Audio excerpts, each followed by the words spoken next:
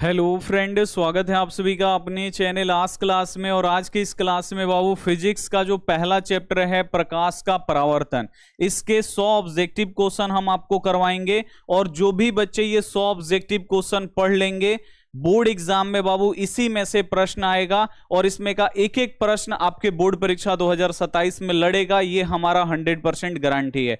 तो क्लास एकदम आप लोग शुरू से लेके अंत तक देखिए और इसमें जितना भी आपको ऑब्जेक्टिव क्वेश्चन पढ़ाया जा रहा है उसे प्लीज आप लोग याद रखने का कोशिश करिए। चलिए क्लास को हम लोग शुरू करते हैं। और सबसे पहले जो भी हमारे प्यारे बच्चे अभी तक इस चैनल को सब्सक्राइब नहीं किए हैं तो ये सब्सक्राइब वाला बटन है, इसको दबा दीजिए। जैसे ही आप लोग सब्सक्राइब कर लीजिएगा यहां पे घंटी का आइकन आएगा, घंटी आप लोग दबाइएगा, यहां पे नोटिफिकेशन आ जाएगा, नोटिफिकेशन को आप लोग ऑल पे दबा दीजिएगा। जैसे ही आप लोग ऑल पे दबाइएगा ये जो घंटी है बाबू इस प्रकार से हो जाएगा। इस प्रकार से अगर आप लोग चैनल सब्सक्राइब करिएगा तो जब भी क्लास करवाएंगे आपके फोन पे मैसेज चला जाएगा, यानी नोटिफिकेशन चला जाएगा और उस नोटिफिकेशन को क्लिक करके सीधे आप हमारे लाइव क्लास में जुड़ सकते हैं। और आप लोग हमारे व्हाट्सएप ग्रुप में भी जुड़ जाइए। ये हमारा व्हाट्सएप नंबर है 8797972700। ये हमारा व्हाट्सएप नंबर है, इस पे आपको मैसेज करना है कि गुरुजी ग्रुप में जोड़ दीजिए, तो इधर से लिंक जाएगा और आप सभी बच्चे लिंक को दबा के ज्वाइन हो जाएगा। आपको व्हाट्सएप से मैसेज करना है, ठीक है।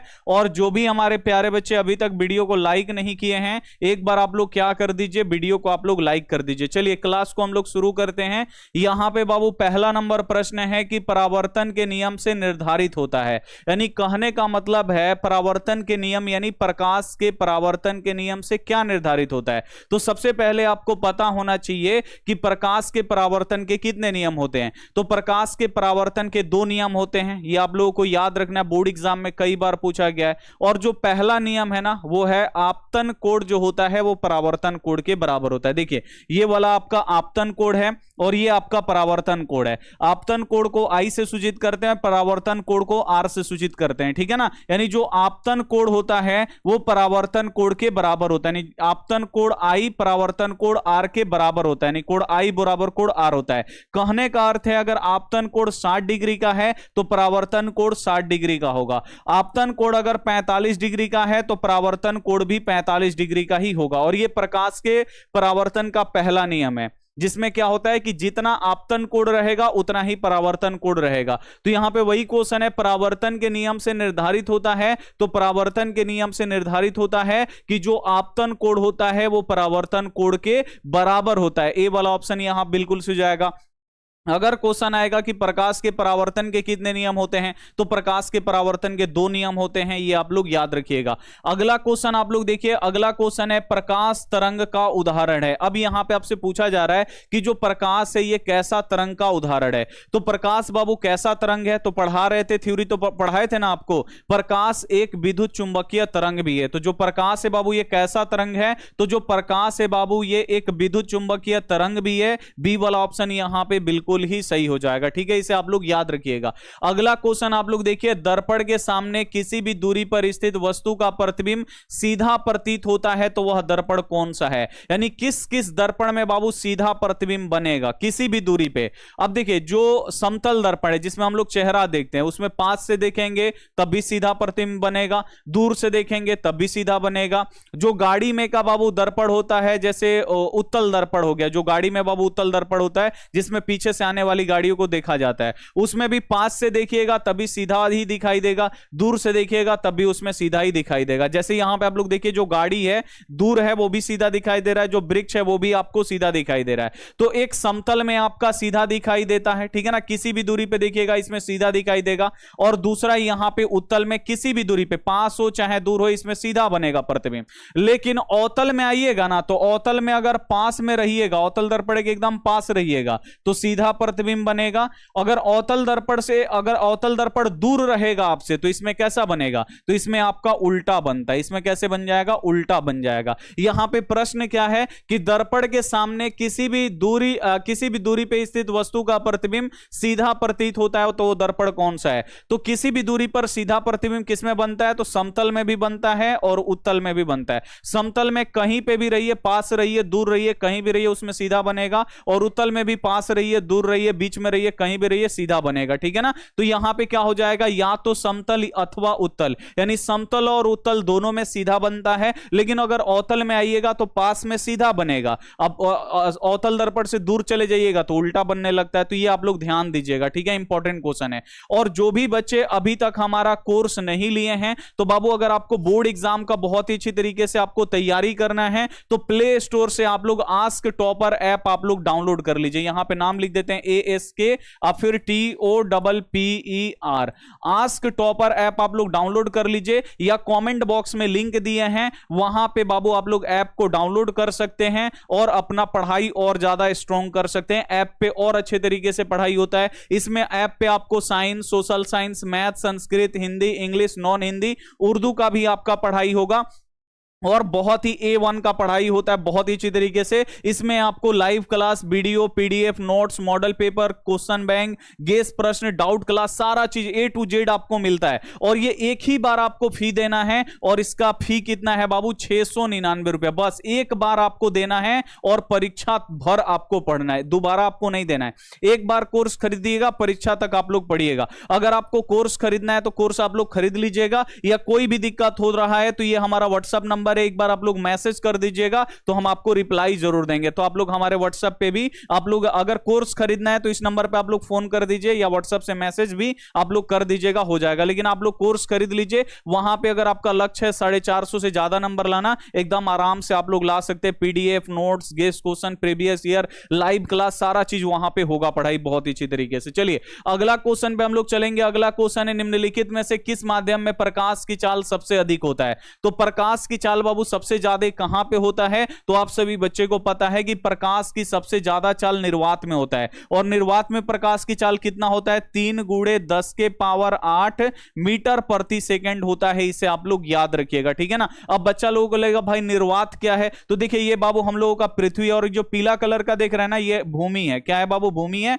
इसी पे हम लोगों का घर द्वार रहता है। मान लीजिए हमारा घर है, अभी आपको दिखाई दे रहा है, बादल दिखाई दे रहा है, ये व्हाइट वाला, और इससे अगर आप लोग 16 किलोमीटर ऊपर तक जाइएगा ना, तो यहां तक बाबू अपना हवा है, ठीक है ना। इसके बाद हवा नहीं है। यहां 16 किलोमीटर तक आपको हवा दिखाई देगा, हवा रहेगा, ये हमारा वायुमंडल है। अब इससे भी अगर आप लोग ऊपर चले जाइएगा तो यही होता है निर्वात, ये निर्वात होता है। यहां पे हवा तक भी नहीं होता है, सांस भी नहीं लिया जा सकता है, आदमी जाएगा तो मर जाएगा, ठीक है ना। ये निर्वात होता है, यहां पे हवा नहीं होता है। और निर्वात में जो प्रकाश की चाल होती है सबसे ज्यादा होता है, सबसे ज्यादा निर्वात में प्रकाश की चाल होता है, उसके बाद हवा में प्रकाश की चाल होता है, और फिर इससे कम किस में होता है, जल में, और सबसे उसके बाद किस में होता है, तो कांच में प्रकाश की चाल होता है। तो ये सब आपको याद रखना। यहां पे क्वेश्चन है, निम्न में से किस माध्यम में प्रकाश की चाल सबसे ज्यादा होता है, तो सबसे ज्यादा बाबू निर्वात में होता है। इसे आप लोग याद रखिएगा। चलिए अगला क्वेश्चन आप लोग यहां पे देखिए। अगला जो क्वेश्चन है कि प्रकाश की किरणें गमन करती हैं, प्रकाश की किरणें कैसे गमन करती हैं, तो देखिए ये प्रकाश की किरणें है ना बाबू, कैसे गमन कर रही है, तो प्रकाश की किरणें हमेशा सीधी रेखा में गमन करती है। ऐसे आएगा तो ऐसे, ऐसे आएगा तो ऐसे, ऐसे आएगा तो ऐसे। अब ये नहीं कि बीच से आया ऐसे मुड़ गया, ऐसे नहीं। प्रकाश की जो किरणें होती हैं बाबू हमेशा सीधी रेखा में गमन करती हैं, या सरल रेखा, इसे सरल रेखा भी लिख देता है, या सीधी रेखा में भी लिख देता है। तो देख रहे हैं प्रकाश की जो किरण है वो एकदम सीधी रेखा में गमन करता है, इसे आप लोग याद रखिएगा। अगला क्वेश्चन देखिए, तेल लगा कागज कैसा होता है। अगर कागज में तेल लगा दिया जाएगा तो कैसा हो जाएगा, या शीशा को घिस दिया जाएगा तो कैसा होगा। तो तेल लगा हुआ कागज का यहां पूछ रहा है। अगर कागज में तेल लगा दीजिएगा तो उसे आर पार दिखेगा, लेकिन धुंधला धुंधला दिखाई देगा। तो उसे हम लोग क्या बोलते हैं, पारभासी बोलते हैं। इसे आप लोग याद रखिएगा, क्या बोलते हैं, पारभासी। पारदर्शक किसे बोलते हैं, तो जिसे आर पार दिखाई दे उसे पारदर्शक। अपारदर्शक किसे बोलते हैं, तो जिसे आर पार दिखाई ना दे उसे अपारदर्शी बोलते हैं, ठीक है ना। जैसे यहां पे आप लोग देखिए, ये बाबू मान लीजिए कागज में तेल लगा दिए, तो इससे अगर हम प्रकाश गुजारेंगे ना तो सभी प्रकाश नहीं निकलेगा, थोड़ा सा निकलेगा, और इसका जो चेहरा है ना आपको साफ साफ नहीं दिखाई दे रहा, धुंधला धुंधला बाबू दिखाई दे रहा है ना। तो आप लोग याद रखिएगा, तेल लगा हुआ कागज कैसा होता है, पारभासी होता है, या यहां पे आप लोग याद रखिएगा। अगला क्वेश्चन आप लोग देखिए। अगला क्वेश्चन है, प्रकाश के परावर्तन के कितने नियम है। देखिए कितना बार बोर्ड परीक्षा में बाबू पूछा गया है। और जो भी हमारे प्यारे बच्चे आज के इस क्लास को लाइक नहीं किए, लाइक कर दीजिए और अपने दोस्तों के पास क्लास आप लोग जरूर शेयर कर दीजिए ताकि वो भी लोग पढ़ सकें और इस क्लास का फायदा वो लोग भी उठा सकें। क्वेश्चन है बाबू, और जो भी हम आपको पढ़ा रहे ना इसी में से बाबू एक एक प्रश्न आपके फाइनल बोर्ड परीक्षा में लड़ेगा, ये हमारा 100% गारंटी है बाबू, लिख के दे देते हैं। यहां पे क्वेश्चन है प्रकाश के परावर्तन के कितने नियम होते हैं, तो प्रकाश के परावर्तन के 2 नियम होते हैं, इसे आप लोग याद रखिएगा। अगला क्वेश्चन देखिए, समतल दर्पण द्वारा बना प्रतिबिंब होता है, समतल दर्पण में बाबू कैसा प्रतिबिंब बनता है ये आपको बताना है। जैसे देखिए हम लोगों का जो चेहरा है ना, चेहरा देखने के लिए समतल दर्पण का यूज करते हैं। अब समतल दर्पण में अगर मान लीजिए हम चेहरा देखने के लिए दर्पण यूज कर रहे हैं तो देखिए इसमें सीधा प्रतिबिंब बनाना, इसका मुंडी ऊपर है तो इसका भी मुंडी ऊपर बना है, तो सीधा प्रतिबिंब है। और जो सीधा प्रतिबिंब है ना, और ये कहां बना है, दर्पण के पीछे बना है ना। देखिए सीधा दर्पण होता है, सीधा जो प्रतिबिंब होता है वो दर्पण के पीछे बनता है। यहां पे देखिए दर्पण के ये पीछे ये फोटो बना हुआ है, और दर्पण के जब पीछे बन गया तो ये बाबू कौन सा प्रतिबिंब है, तो ये काल्पनिक प्रतिबिंब है, इसे हम पर्दे पे नहीं उतार सकते हैं। और जो वास्तविक प्रतिबिंब है ना, ये ऐसे बनता है। देखिए यहां पे प्रकाश है, जाएगा दर्पण से टकराएगा, मोमबत्ती से प्रकाश दर्पण पे टकराएगा, आएगा, यहां पे पर्दा लटकाएंगे तो यहां पे प्रतिबिंब बनेगा। और ये प्रतिबिंब देखिए ये उल्टा है, देखिए मोमबत्ती ऐसे सीधा है तो इसका यहां पे उल्टा बन रहा है। तो ये क्या है बाबू, आप लोग याद रखिएगा, ये वास्तविक प्रतिबिंब है और इसे हम पर्दे पे उतार सकते हैं। और वास्तविक प्रतिबिंब जो होता है बाबू ये उल्टा बनता है, देख रहे हैं प्रतिबिंब उल्टा बना है। जो काल्पनिक प्रतिबिंब है ये दर्पण के पीछे बनता है और ये सीधा बनता है। और समतल दर्पण यानी जो चेहरा देखने वाला दर्पण होता है, हमेशा उसमें जो प्रतिबिंब होता है दर्पण के पीछे बनता है। जब दर्पण के पीछे प्रतिबिंब बनेगा जिसमें इस प्रकार बना हुआ है दर्पण के पीछे, तो ये बाबू काल्पनिक प्रतिबिंब है। और काल्पनिक प्रतिबिंब कैसा होता है, सीधा होता है। और काल्पनिक प्रतिबिंब को हम पर्दे पर नहीं उतार सकते, इसे आप लोग याद रखिएगा। तो ये कैसा प्रतिबिंब है, समतल दर्पण में बाबू कैसा प्रतिबिंब बनता है, तो काल्पनिक बनता है, इसे आप लोग याद रखेंगे, ठीक है ना। और ये कैसा प्रतिबिंब है, वास्तविक है, क्योंकि इसे हम पर्दे पे उतारे हैं। अगला क्वेश्चन है, क्या अभिसारी किरण पुंज समतल दर्पण पे आपतित होती है तो परावर्तित किरण पुंज होगा। तो समतल दर्पण पे अगर देखिए, अगर समतल दर्पण पे अभिसारी किरण पुंज आ रहा है तो दर्पण से टकरा के वो अभिसारी ही रहेगा, उसमें कोई भी चेंज नहीं होगा, क्योंकि समतल दर्पण जैसा रहता है वैसा ही बिल्कुल बनाता है। तो अगर एक अभिसारी किरण पुंज समतल दर्पण पे आके आपतित होता है तो परावर्तित भी कैसा होगा, तो परावर्तित भी आपका क्या होगा, अभिसारी ही होगा, इसे आप लोग याद रखिएगा। बी वाला ऑप्शन यहां पे बिल्कुल से हो जाएगा। अगला क्वेश्चन आप लोग देखिए, किसी समतल दर्पण द्वारा आवर्धन होता है, बहुत ज्यादा इंपॉर्टेंट क्वेश्चन है कि समतल दर्पण द्वारा उत्पन्न आवर्धन क्या होता है। आवर्धन क्या होता है हम आपको पढ़ाए थे ना, प्रतिबिंब की ऊंचाई तथा वस्तु की ऊंचाई के अनुपात को आवर्धन बोलते हैं। देखिए समतल दर्पण है यहां पे, अगर मान लीजिए प्रतिबिंब का ऊंचाई यहां पे देखिए, अगर मान लीजिए ये वस्तु है तो वस्तु मान लीजिए ये आपका 3 मीटर का है वस्तु, ठीक है ना, ये वस्तु है आपका 3 मीटर का। अब इसका प्रतिबिंब कहां बनता है, दर्पण के पीछे सीधा बनता है, और जितना बड़ा वस्तु होगा उतना ही बड़ा आपका प्रतिबिंब बनेगा। ये भी आपका 3 मीटर का बनेगा, यानी ये वस्तु है और इसका ये क्या है, प्रतिबिंब है, ये क्या है, प्रतिबिंब है। अब देखिए अब आवर्धन क्या होता है, तो प्रतिबिंब की ऊंचाई तथा वस्तु की ऊंचाई, प्रतिबिंब की ऊंचाई कितना है बाबू, 3 मीटर, और वस्तु की ऊंचाई बाबू कितना है, 3 मीटर। ये भी है क्योंकि एक समतल दर्पण में जितना बड़ा वस्तु रहता है उतना ही बड़ा प्रतिबिंब बनता है। अब देखिए मीटर से मीटर कट जाएगा, 3 से 3 कट जाएगा, बचेगा कितना, 1 बचेगा ना, और जो 1 है इसके आगे कुछ भी नहीं होता है, यानी प्लस होता है। तो हमेशा आप लोग याद रखिएगा, जो समतल दर्पण होता है जितना बड़ा वस्तु होता है उतना ही बड़ा प्रतिबिंब बनता है, और इसका आवर्धन कितना होता है, +1 होता है, इसे आप लोग याद रखिएगा, कितना होता है, +1। अब दूसरा यहां पे क्वेश्चन पूछेगा कि आवर्धन का एसआई मात्रक क्या होगा, तो आवर्धन का एसआई मात्रक नहीं होता है, क्योंकि इसका जो मात्रक है बाबू कट जाता है। जब मात्रक ही कट गया तो यहां पे कोई भी मात्रक नहीं बचा, तो ये मात्रक विहीन होता है। तो जब भी क्वेश्चन पूछेगा कि यहां पे आवर्धन का एसआई मात्रक क्या होता है, तो मात्रक विहीन होता है, इसे आप लोग याद रखिएगा। अगला क्वेश्चन आप लोग देखिए, एक प्रकाश की किरण एक समतल दर्पण पे लंबवत आपतित होती है तो परावर्तन कोण का मान क्या होगा। ये आपके दिमाग से बाबू खेला गया है क्वेश्चन। अब देखिए यहां पे आपसे क्वेश्चन पूछा जा रहा है कि अगर एक समतल दर्पण है, ठीक है ना, अगर ये लंबवत आती है, लंबवत यानी अगर सीधा आएगा, यहां पे लंबवत यानी एकदम सीधा आएगा, और ये टकरा के भी बाबू एकदम क्या हो जाएगा, ये सीधा चला जाएगा, तो यहां पे कोई भी कोण बनेगा, कोई भी कोण नहीं बनेगा। लंबवत आया, सीधा आया और यहीं से सीधा चला गया, तो यहां पे कोई भी कोण नहीं बनेगा, ना आपतन कोण बनेगा ना परावर्तन कोण बनेगा, कोई भी कोण नहीं बनेगा क्योंकि ये लंबवत आ रहा है। लंबवत ऐसे आएगा, सीधा आएगा, टकरा के फिर सीधा चला जाएगा, यहां पे कोई भी कोण नहीं बनेगा। जब कोई भी कोण नहीं बनेगा तो आपतन कोण भी जीरो होगा, परावर्तन कोण भी जीरो होगा। यहां बोल रहा है परावर्तन कोण, तो आपतन परावर्तन दोनों जीरो होगा। अगर मान लीजिए थोड़ा सा भी अगर ये टेढ़ा रहता, थोड़ा सा भी अगर ये टेढ़ा रहता, लंबवत नहीं रहता, तो यहां से टकरा के जाता और यहां पे कुछ ना कुछ यहां पे कोण बनता। लेकिन अगर लंबवत यहां पे आके गिरेगा तो फिर लंबवत ही जाएगा ऊपर और यहां पे ना आपतन कोण बन पाएगा ना परावर्तन कोण बन पाएगा, कोई भी कोण नहीं बनेगा, आपतन कोण भी जीरो होगा, परावर्तन कोण भी जीरो होगा। तो ये आप लोग अपने दिमाग में बाबू बैठा लीजिएगा।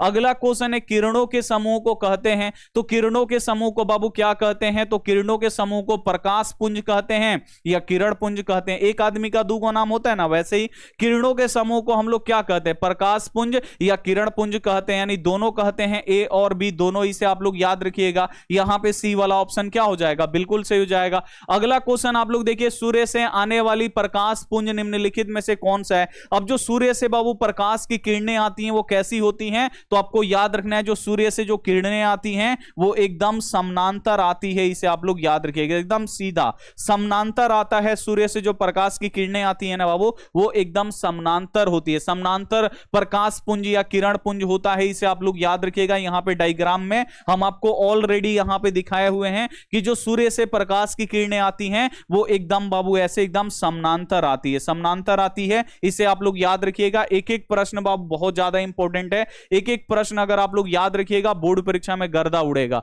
अगला क्वेश्चन आप लोग देखिए, गोलीय दर्पण की फोकसांतर, फोकसांतर यानी फोकस दूरी होता है और इसको स्मॉल एफ से सूचित करते हैं। गोलीय दर्पण की फोकसांतर एफ और वक्रता त्रिज्या, वक्रता त्रिज्या को आर से सूचित करते हैं। वक्रता त्रिज्या आर में क्या संबंध है, तो गोलीय दर्पण की फोकस दूरी, फोकसांतर का मतलब होता है फोकस दूरी, ये बाबू फोकस दूरी है, फोकस दूरी के स्मॉल एफ से सूचित करते हैं। और वक्रता त्रिज्या, वक्रता त्रिज्या ये होता है बाबू यहां से लेके यहां तक, यानी यहां से लेके यहां तक ये वक्रता त्रिज्या, और इसे आर से सूचित करते हैं। तो इसमें क्या संबंध होता है, पढ़ाए थे ना बाबू, एफ बराबर क्या होता है, आर बट्टा 2 होता है। यानी जो फोकस होता है ये वक्रता त्रिज्या का आधा होता है। देखिए जो फोकस है ना, ये जो फोकस है ये वक्रता त्रिज्या का एकदम आधा होता है। देखिए आधा है ना, ये एफ जो है आधा है, तो वही यहां पे लिखा गया एफ बराबर क्या होता है, आर बटा 2। यानी जो फोकस दूरी है ये वक्रता त्रिज्या का कितना है, 2 का मतलब होता है आधा, आधा है। इसे आप लोग यहां पे याद रखिएगा। संबंध क्या होता है, एफ बराबर आर बटा 2 होता है। अब इसको क्रॉस मल्टीप्लाई भी कर देता है, यहां पे कुछ भी नहीं है, यहां पे 1 लिख देगा। यहां पे अगर गुणा करिएगा क्रॉस मल्टीप्लाई, आर में 1 से गुणा करिएगा तो आर हो जाएगा, इधर 2 में एफ से गुणा करिएगा तो क्या होगा, 2f हो जाएगा। तो ये भी आपका देता है आर बराबर 2f, देता है ना यहां पे आर बराबर 2f। और देखिए एफ बराबर आर बटा 2 दिया है, एफ बराबर आर बटा 4 दिया है, यहां पे आर बराबर एफ बटा 2 दिया है, यहां पे क्या है एफ बराबर आर बटा 2। ये वाला ऑप्शन नहीं दिया है, कौन वाला ऑप्शन दिया आपको, ये वाला ऑप्शन दिया है, आर बराबर 2f दिया है। यहां पे ए वाला ऑप्शन क्या हो जाएगा, बिल्कुल से हो जाएगा। यानी जो फोकस दूरी है ना बाबू, ये जो फोकस दूरी है ये वक्रता त्रिज्या का आधा होता है। एफ बराबर क्या होता है, आर बटा 2। ये आप लोग याद रखिएगा, एफ बराबर क्या होता है, आर बटा 2। और जब इसको क्रॉस मल्टीप्लाई करिएगा, इसके नीचे कुछ भी नहीं, एक है, एक में आर से गुणा करिएगा तो आर, और इधर 2 में एफ से गुणा करिएगा 2f। यानी 2 को आपको याद रखना है, एफ बराबर यहां पे आर बटा 2, और दूसरा आपको याद रखना है ये, या तो आपको ऑप्शन में ये देगा या तो आपको ऑप्शन में ये देगा, क्रॉस मल्टीप्लाई करिएगा ये आपका आएगा। तो ये आप लोग याद रखिएगा, इंपॉर्टेंट क्वेश्चन है। अगला क्वेश्चन आप लोग देखिए, काल्पनिक प्रतिबिंब होता है। अब जो काल्पनिक प्रतिबिंब होता है ये आपको बताना है सीधा होता है कि उल्टा होता है। तो देखिए जो काल्पनिक प्रतिबिंब होता है ना, दर्पण के पीछे बनता है और ये सीधा बनता है। देखिए काल्पनिक प्रतिबिंब है ना, दर्पण के पीछे बना है, इसका मुंडी ऊपर है, इसका भी मुंडी ऊपर है, नहीं सीधा बना है।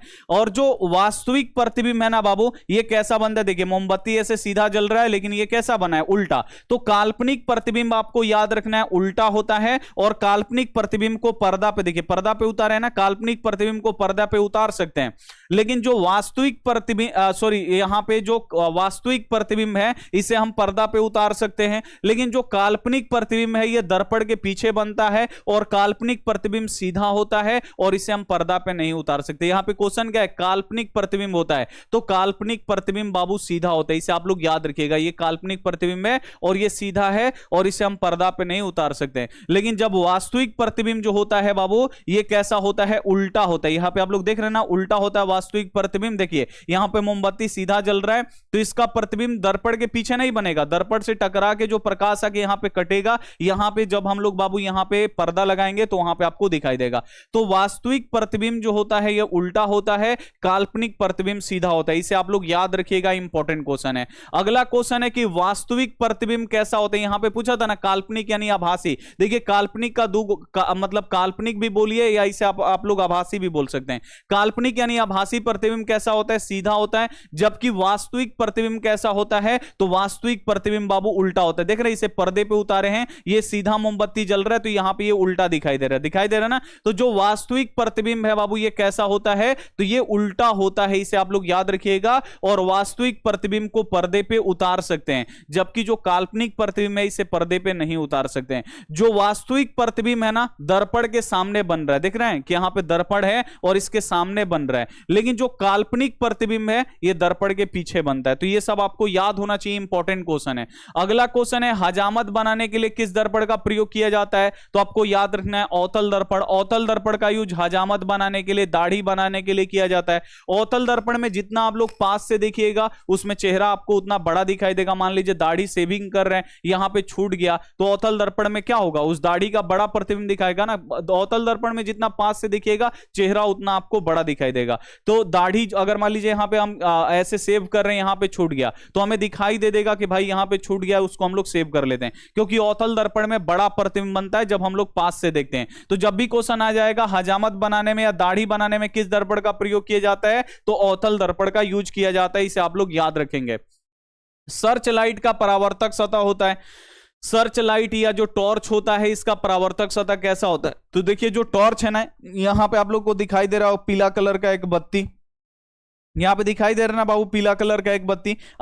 यहां पे साइड में आप लोग देखिए एक चमकदार आपको यहां पे अवतल दर्पण दिख रहा है, यानी बत्ती के जो चारों बगल होता है ना वो अवतल दर्पण होता है। और अवतल दर्पण इसीलिए लगाया जाता है कि जब इससे प्रकाश निकलेगा ना तो इससे टकरा के एकदम समानांतर जाएगा, एकदम सीधा जाएगा।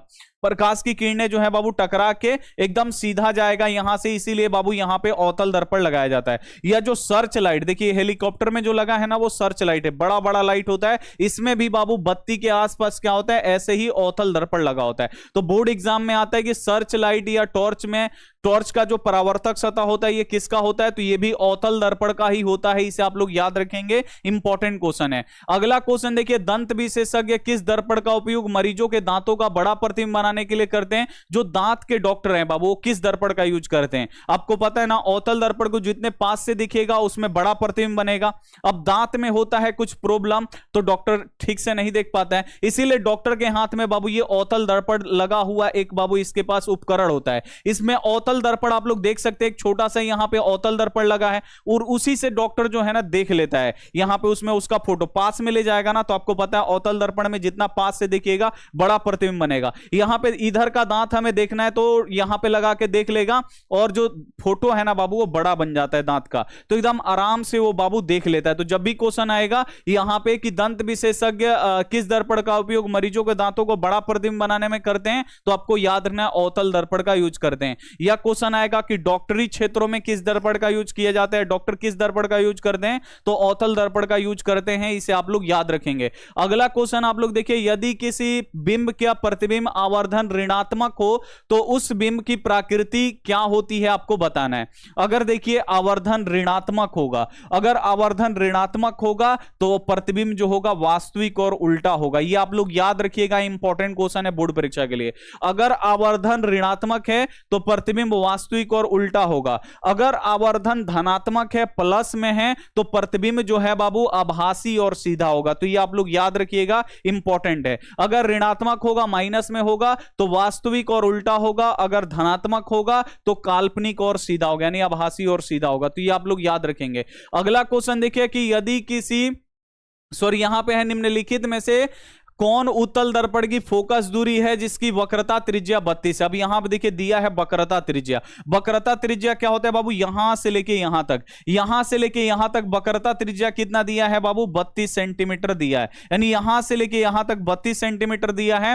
तो बोल रहा है कि उत्तल दर्पण की फोकस दूरी क्या होगा। फोकस दूरी क्या होता है बाबू, यहां से लेके यहां तक का, देखिए फोकस दूरी जो होता है ना ये यहां से लेके यहां तक का दूरी होता है। अब देखिए यहां से लेके यहां तक का दूरी 32 है और फोकस जो होता है ना एकदम बीचों बीच में होता है, जो फोकस है एकदम यहां वक्रता केंद्र और ध्रुव के एकदम बीचों बीच में होता है। पूरा दिया है 32, आपको यहां पे आधा का पूछ रहा है, ये आधा ही तो फोकस दूरी होता है ना, पूरा 32 दिया है तो आधा कितना हो जाएगा, आधा आपका 16 हो जाएगा, तो ये 16 सेंटीमीटर क्या हो जाएगा आपका फोकस दूरी हो जाएगा। देखिए यहां वक्रता त्रिज्या दिया है, यहां से लेके यहां तक 32 दिया है और बोल रहा फोकस दूरी, फोकस दूरी क्या होता है, वक्रता त्रिज्या का आधा होता है, यानी आपको आधा का पूछ रहा है, तो 32 का आधा कितना हो जाएगा 16, तो 16 यहां पे होगा। अब देखिए 16 एगो प्लस में दिया है, 16 एगो माइनस में दिया है, कौन होगा, तो यहां पे देखिए दर्पण कौन सा है, उत्तल दर्पण, और उत्तल दर्पण की फोकस दूरी क्या होता है, पढ़ाए है ना, उत्तल दर्पण की जो फोकस दूरी होता है धनात्मक होता है, प्लस में होता है, तो यहां पे हो जाएगा बाबू आपका +16। ठीक है, सी वाला ऑप्शन यहां पे बिल्कुल से हो जाएगा।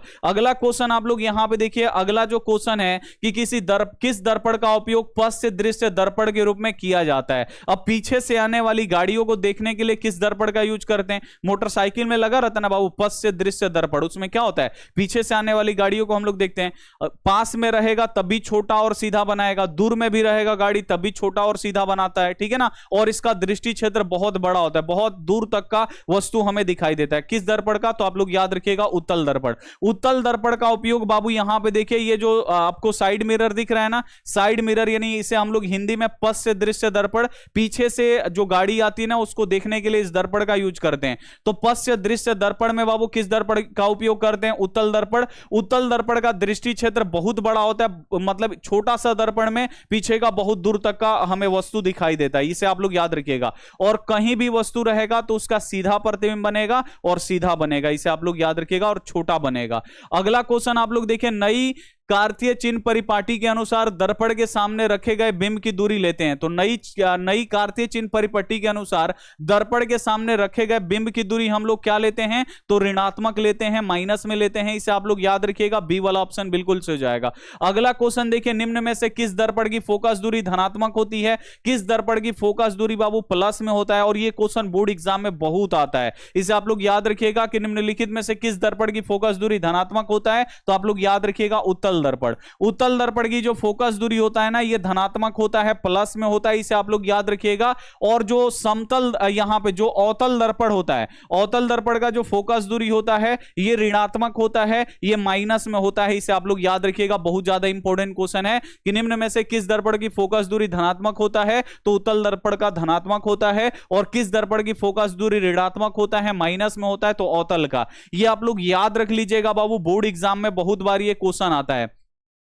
अगला क्वेश्चन है, किसी कार के अग्रदीप, अग्रदीप को इंग्लिश में क्या बोलते हैं, हेडलाइट, कहीं पे हेडलाइट देता है, कहीं पे अग्रदीप देता है, तो आप लोग घबराइएगा नहीं, अग्रदीप यानी आगे का लाइट, या इसे हम लोग हेडलाइट इंग्लिश में बोलते हैं। तो किसी कार का अग्रदीप यानी हेडलाइट में प्रयुक्त दर्पण निम्नलिखित में से कौन सा है, यानी जो कार का आप लोग ये हेडलाइट देख रहे हैं ना, इसमें कौन सा दर्पण का यूज करते हैं। तो देखिए इसके हेडलाइट में भी ना, यहां पे देखिए यहां पे बल्ब लगा हुआ, और ये जो चमकता हुआ भाग दिखाई दे रहा है ना, ये चारों बगल बल्ब के गोल चारों बगल क्या होता है, अवतल दर्पण होता है। अवतल दर्पण क्यों होता है, क्योंकि इससे प्रकाश टकराएगा और एकदम सीधा जाएगा सामने, सीधा जाता है सामने, इसलिए अवतल दर्पण का यूज होता है। तो गाड़ी के हेडलाइट यानी अग्रदीप में हम लोग किस दर्पण का यूज करते हैं, तो अग्रदीप में हम लोग अवतल दर्पण का यूज करते हैं। यहां पे ए वाला जो ऑप्शन होगा बिल्कुल से जाएगा, इंपॉर्टेंट क्वेश्चन है ये आपके बोर्ड परीक्षा के लिए। अगला क्वेश्चन आप लोग देखिए, समतल दर्पण की फोकस दूरी होती है, भी बहुत ज्यादा इंपॉर्टेंट है आपके बोर्ड परीक्षा के लिए, कि समतल दर्पण की फोकस दूरी कितना होता है।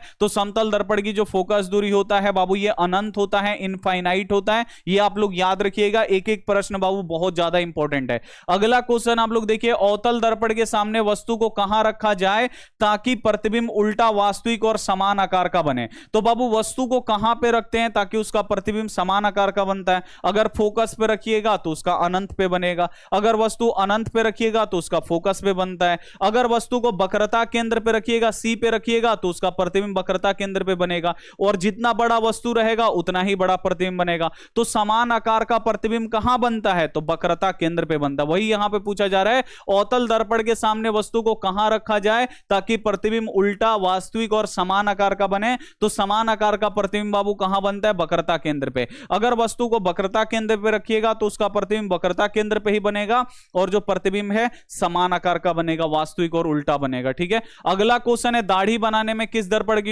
यूज किया जाता है? तो दाढ़ी या हजामत बनाने में हम लोग किस दर्पण का यूज करते हैं? अवतल दर्पण का यूज करते हैं। इसे आप लोग याद रखेंगे, इंपॉर्टेंट क्वेश्चन है, बोर्ड एग्जाम में आता है। अगला क्वेश्चन आप लोग देखिए, किसी अवतल दर्पण की फोकस दूरी एफ और वक्रता त्रिज्या आर में निम्नलिखित में से कौन सा संबंध है? तो आपको याद रखना है एफ बराबर क्या होता है? आर बट्टा 2 होता है। यानी जो फोकस दूरी होता है वक्रता त्रिज्या का आधा होता है। अब इसे एक बार और आप लोग लिख सकते हैं, क्रॉस मल्टीप्लाई करके आर में 1 से गुणा करिएगा तो आर और 2 में एफ से गुणा करिएगा तो 2f। ये दो गो संबंध होता है, इसे आप लोग यहां पे याद रखेंगे। ये दोनों आप लोग यहां पे याद रखिएगा। आर बराबर 2f होता है और एफ बराबर क्या होता है? आर बट्टा 2। यानी जो फोकस दूरी होता है, यानी जो ये फोकस दूरी है, ये वक्रता त्रिज्या का क्या होता है? एकदम आधा है, आधा है। और दूसरा यहां पे जो आर है, ये फोकस का क्या है? दुगुना है। दो और एफ के बीच में कुछ भी चिन्ह नहीं है, यानी गुणा का चिन्ह है। यानी जो वक्रता त्रिज्या, आर का मतलब क्या हो? वक्रता त्रिज्या। जो वक्रता त्रिज्या है, ये फोकस दूरी का दुगुना होता है। देखिए वक्रता त्रिज्या यहां से यहां तक होता है और इसमें दो गो फोकस आएगा, एक ये और एक यहां पे, दो गो फोकस दूरी इतना आएगा।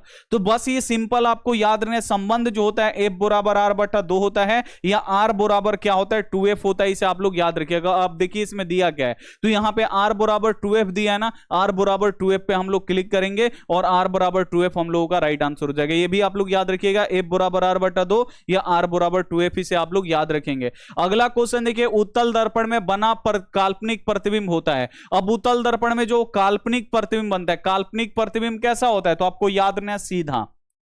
काल्पनिक प्रतिबिंब जो होता है ये सीधा होता है और वास्तविक प्रतिबिंब कैसा होता है? उल्टा होता है। दिखाए थे ना, आप पढ़ाए भी थ्योरी में बहुत अच्छी तरीके से। तो उत्तल दर्पण में बना काल्पनिक प्रतिबिंब होता है, तो काल्पनिक प्रतिबिंब कैसा होता है? तो काल्पनिक प्रतिबिंब सीधा होता है। तो और अब देखिए उत्तल दर्पण में ना किसी भी वस्तु का छोटा प्रतिबिंब बनेगा, कहीं भी रहे वस्तु, पास में रहे, दूर भी रहे, कहीं भी रहे, किसी भी वस्तु का छोटा और सीधा प्रतिबिंब बनता है। अब छोटा को यहां पे देखिए, सीधा और छोटा यहां पे लिखा है ना, सीधा और छोटा, तो यहां पे सी वाला ऑप्शन बिल्कुल से जाएगा कि उत्तल दर्पण में बना काल्पनिक प्रतिबिंब कैसा होता है? तो उत्तल दर्पण में छोटा प्रतिबिंब बनता है और सीधा बनता है। इसे आप लोग याद रखेंगे। अगला क्वेश्चन है, किस दर्पण में हमेशा वस्तु से छोटा प्रतिबिंब बनता है? अब वो कौन सा दर्पण है जिसमें हमेशा हमेशा यानी हमेशा केवल एकदम छोटा बनेगा? तो देखिए जो उत्तल है ना, इसमें हमेशा छोटा बनता है। इसे आप लोग याद रखिएगा। कहीं भी रखिएगा तो बाबू, वस्तु कहीं भी रहेगा तो उसका एकदम छोटा बनेगा, पास में रहे, दूर रहे, हमेशा छोटा बनेगा। लेकिन अवतल में क्या होता है? पास में रहता है वस्तु तो बड़ा बनता है, दूर में रहता है वस्तु तो छोटा बनता है उसका। और समतल में क्या होता है? एकदम बराबर बनता है प्रतिबिंब, बराबर प्रतिबिंब बनता है। अब यहां पे क्वेश्चन क्या है, किस दर्पण में हमेशा वस्तु से छोटा प्रतिबिंब बनता है? तो हमेशा वस्तु से छोटा बाबू किस में बनता है? तो उत्तल में। उत्तल में वस्तु पास रहे, दूर रहे, कोई दिक्कत नहीं, हमेशा छोटा बनेगा। लेकिन अवतल में क्या होता है? कभी बड़ा बनेगा, कभी छोटा बनेगा। समतल में क्या होता है? बराबर बनता है। यहां बोल रहा है हमेशा छोटा बनना चाहिए, तो हमेशा छोटा किस में बनता है? उत्तल में बनता है। अगला क्वेश्चन देखिए, अवतल दर्पण की फोकस दूरी क्या होता है? तो अभी उत्तल का बोले थे, उत्तल का फोकस दूरी कैसा होता है? धनात्मक होता है। और अवतल का फोकस दूरी बाबू कैसा होता है? अवतल दर्पण का फोकस दूरी तो आपको याद नहीं, ऋणात्मक होता है। अवतल का फोकस दूरी ऋणात्मक होता है, जबकि जो उत्तल दर्पण होता है, उत्तल दर्पण का जो फोकस दूरी होता है ये धनात्मक होता है। इसे आप लोग याद रखिएगा, इंपॉर्टेंट क्वेश्चन है, एक एक प्रश्न आपके बोर्ड परीक्षा के लिए, और इसे सारा क्वेश्चन आपको पढ़ना है और ये सारा क्वेश्चन आपको याद करना है। अगला क्वेश्चन आप लोग यहां पे देखिए, दर्पण सूत्र है। अब इसमें आपको पहचानना है कि भाई दर्पण सूत्र कौन सा है। तो दर्पण सूत्र कौन सा है? तो आप लोग याद रखिएगा, 1/v प्लस 1/u बराबर 1/f।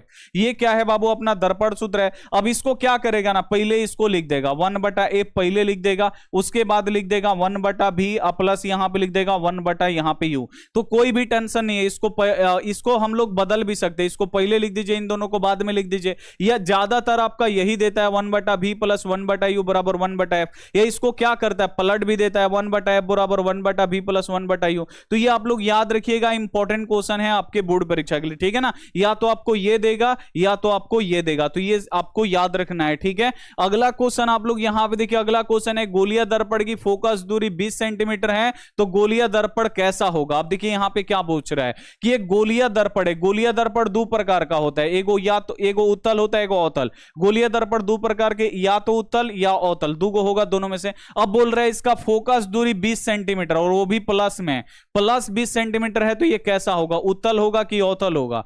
अब इसी में आपको पहचानना है, गोलीय दर्पण द्वियुग होता है, या तो उत्तल या तो अवतल। अब देखिए इसका फोकस दूरी क्या है, प्लस में है ना, तो आप लोग देखिए उत्तल दर्पण का फोकस दूरी प्लस में होता है और अवतल का क्या होता है, माइनस में होता है। तो यहां पे क्वेश्चन क्या है, गोलीय दर्पण जिसकी फोकस दूरी प्लस 20 सेंटीमीटर है, तो प्लस में बाबू किसका होता है, तो यहीं से हमें पता चल जाएगा कि ये उत्तल का है, ठीक है ना। तो यहां पे उत्तल राइट आंसर हो जाएगा। अगर यहां पे रहता किसी गोलीय दर्पण की फोकस दूरी माइनस 20 सेंटीमीटर है, तो ये कौन सा दर्पण है, तो ये अवतल हो जाता, क्योंकि अवतल दर्पण का फोकस दूरी कैसा होता है, ऋणात्मक होता है, माइनस में होता है। तो ये आपको यहां पे याद रखना होगा, इंपॉर्टेंट है, यहां पे ए वाला ऑप्शन बिल्कुल सही होगा। अगला क्वेश्चन आप लोग यहां पे देखिए, किस दर्पण की फोकस दूरी चिन्ह परिपाटी के अनुसार ऋणात्मक मानी जाती है। वही क्वेश्चन को थोड़ा सा घुमा दिया है कि किस दर्पण की फोकस दूरी चिन्ह परिपाटी के अनुसार ऋणात्मक माना जाता है, माइनस में माना जाता है। तो आप लोग याद रखिएगा अवतल दर्पण। अवतल दर्पण की जो फोकस दूरी होता है बाबू ऋणात्मक होता है, माइनस होता है, जबकि उत्तल दर्पण की जो फोकस दूरी होता है ये धनात्मक होता है, ठीक है। तो यहां पे वही क्वेश्चन है, यहां पे डायरेक्ट नहीं पूछा है किस दर्पण की फोकस दूरी ऋणात्मक होता है, थोड़ा सा घुमाया है कि किस दर्पण की फोकस दूरी चिन्ह परिपाटी के अनुसार ऋणात्मक माना जाता है। तो आपको याद रखना है अवतल दर्पण।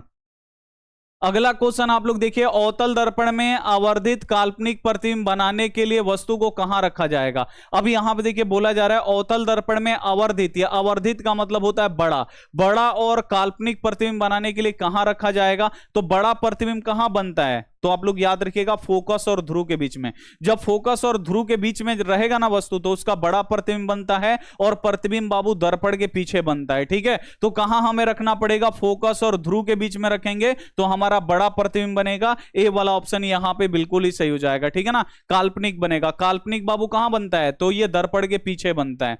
तो दर्पण के पीछे कब प्रतिबिंब बनेगा, तो आप लोग याद रखिएगा जब वस्तु फोकस और ध्रुव के बीच में रखेंगे। तो अगला क्वेश्चन आप लोग देखिए, निम्नलिखित में से किस दर्पण द्वारा किसी वस्तु का आभासी प्रतिबिंब मिल सकता है। अब इसमें किस दर्पण से हमें आभासी मिलेगा, आभासी यानी काल्पनिक प्रतिबिंब मिलेगा। तो आप लोग देखिए समतल में तो हमेशा आभासी बनता है, यानी काल्पनिक बनता है हमेशा, और यहां पे उत्तल में भी हमेशा आपका क्या होता है, आभासी बनता है, इसमें भी हमेशा आभासी बनता है। लेकिन जो अवतल होता है इसमें आभासी भी बनता है, इसमें आभासी भी बनता है और वास्तविक भी बनता है, ये आपको पता है ना, इसमें दोनों बनता है। यहां बोल रहे हैं निम्न में से किस दर्पण द्वारा वस्तु का आभासी प्रतिबिंब बनेगा। तो आभासी आपका समतल में भी बनता है, यानी सीधा इसमें भी प्रतिबिंब बनता है, उत्तल में भी सीधा बनता है, अवतल में भी सीधा बनता है, तीनों में बनता है ना। तो यहां पे इनमें सभी पे टिक करेंगे, ठीक है ना। लेकिन वास्तविक प्रतिबिंब एक एक में बनता है, वास्तविक प्रतिबिंब जो होता है उल्टा होता है, और वास्तविक प्रतिबिंब एक एक में बनता है अवतल में। इसमें देखिए आभासी और वास्तविक दोनों बनता है, और इसमें क्या होगा, आभासी और उसमें भी आभासी। वास्तविक एक एक में बनता है, आप लोग याद रखिएगा अवतल में वास्तविक भी बनता है, आभासी भी बनता है। तो खाली अगर क्वेश्चन आएगा कि वास्तविक प्रतिबिंब किस में बनता है, तो वास्तविक आपका अवतल में बनता है, ठीक है। तो ये आप लोग याद रखिएगा। या क्वेश्चन आएगा कि आभासी और वास्तविक दोनों किस में बनता है, तो अवतल में बनता है, ठीक है। इसे आप लोग याद रखेंगे। अगला क्वेश्चन है, फोकस दूरी 20 सेंटीमीटर है तो अवतल दर्पण की वक्रता त्रिज्या क्या होगा। अब देखिए फोकस दूरी यानी यहां से लेके यहां तक की जो दूरी है ना, वो आपको दिया है 20 सेंटीमीटर। तो आपसे बोल रहा है कि अवतल दर्पण का वक्रता त्रिज्या कितना होगा। इसका वक्रता त्रिज्या देखिए आधा दिया है आपका 20, वक्रता त्रिज्या यहां से लेके यहां तक होता है, आधा बाबू 20 दिया है, तो पूरा कितना हो जाएगा, ये भी 20 होगा। तो 20 कितना हो जाएगा, पूरा अपना 40 हो जाएगा यहीं पे, और आपका 40 आपका राइट आंसर हो जाएगा। समझ में आ रहा है। यहां पे क्या दिया है, फोकस दूरी 20 सेंटीमीटर दिया है, यहां से लेके यहां तक आधा आपको 20 दिया है, और बोल रहा है ये पूरा कितना होगा, तो आधा 20 है तो पूरा कितना होगा, 40 होगा। अगला क्वेश्चन आप लोग देखिए, आंख नाक गला के चिकित्सक के द्वारा उपयोग में लाए जाने वाला दर्पण कौन सा है। तो आंख को देखने के लिए, गला को देखने के लिए, नाक को देखने के लिए जो चिकित्सक हैं यानी जो डॉक्टर हैं वो किस दर्पण का यूज करते हैं। तो आपको याद है जहां भी डॉक्टर का यूज आएगा तो डॉक्टरी क्षेत्रों में किस दर्पण का यूज किया जाता है, अवतल दर्पण का यूज किया जाता है। बी वाला ऑप्शन आपका बिल्कुल से हो जाएगा। अगला क्वेश्चन देखिए, उत्तल दर्पण में आवर्धन का महत्तम मान कितना होता है। तो उत्तल दर्पण में बाबू आवर्धन का सबसे बड़ा मान कितना होता है, तो 1/2 होता है। इसे आप लोग याद रखिएगा, इंपॉर्टेंट क्वेश्चन है। अगला क्वेश्चन देखिए, फोकस से ध्रुव की ओर आने पे अवतल दर्पण का आवर्धन बढ़ेगा कि क्या होगा, घटेगा। अब देखिए यहां पे क्वेश्चन है फोकस से ध्रुव। जब आप लोग फोकस से ध्रुव के पास जाइएगा ना, फोकस से ध्रुव का मतलब क्या, यानी दर्प, देखिए फोकस है और ये क्या है, ध्रुव है। अब जाइएगा नहीं, आप अवतल दर्पण के पास में जा रहे हैं, अवतल दर्पण के पास में जाइएगा तो आपका फोटो बड़ा बनेगा। जब प्रतिबिंब बड़ा बनेगा तो आवर्धन भी बड़ा बनेगा। ठीक है, तो ये आप लोग याद रखिएगा, इंपॉर्टेंट है। फोकस से ध्रुव की ओर जाने पे, फोकस से ध्रुव की तरफ जाने का मतलब हुआ आप दर्पण के पास में जा रहे हैं। देखिए दर्पण का ध्रुव है और मान लीजिए ये हमारा फोकस, मतलब ये हमारा फेस फोकस है, हम जा रहे ध्रुव की तरफ, यानी हम दर्पण के पास में जा रहे हैं। और अवतल दर्पण में दर्पण के अगर पास जाइएगा तो उसका फोटो बाबू बड़ा बनेगा, और जब फोटो बड़ा बनेगा यानी मतलब उसका प्रतिबिंब बड़ा बनेगा तो आवर्धन का भी मान बढ़ता है। तो यहां पे हो जाएगा ए वाला ऑप्शन। ठीक है, अगला क्वेश्चन आप लोग देखिए, अवतल दर्पण के प्रधान अक्ष पर चींटी का प्रतिबिंब सीधा तथा बढ़ता जा रहा है, चींटी का गति किस दिशा में। अब देखिए वही क्वेश्चन को घुमा के पूछ रहा है कि यहां पे एक अवतल दर्पण का जो प्रधान अक्ष है उसमें चलती हुई जो चींटी है, चींटी का प्रतिबिंब जो है सीधा तथा बढ़ता जा रहा है, तो चींटी क्या गति, मतलब चींटी किस तरफ गति कर रही है।